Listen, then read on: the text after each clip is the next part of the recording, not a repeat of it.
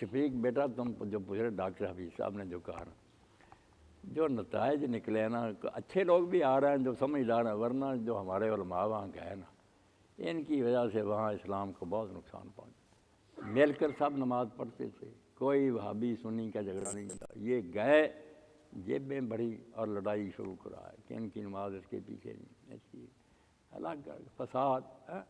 حتیٰ کہ میں نے رسالہ اس میں پڑھا، رمضان شریف آ گیا تو جھگڑا ہو گیا سنیوں کا اور وہابیوں کا، مسجد سیل ہو گئی۔ پہلے تو ان کو لڑتے ہوئے انہوں نے کتے لائے پولیس والے، مسجد میں چھوڑے، انہوں نے الگ الگ کیا، پھر سیل کر دی مسجد۔ تو ایک دن مجسٹریٹ نے بلا کر کہا، عیسائی نے، کہ اللہ کے بندو تمہارا یار عبادت کا مہینہ ہے، مجھے شرم آتی ہے کہ تالے لگے ہوئے، آپس میں کوئی معاملہ طے کرو۔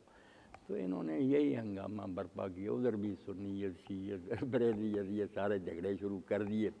جو پڑھ لکھ کر خود ہی مسلمان ہوتے ہیں نا، یا کوئی اچھے لوگ بھی ہیں جو ان جھگڑوں میں نہیں پڑھتے، وہ ٹھیک ہے، ورنہ اس تبلیغ کا ضرر زیادہ ہے نفع سے، فائدہ تھوڑا ہی،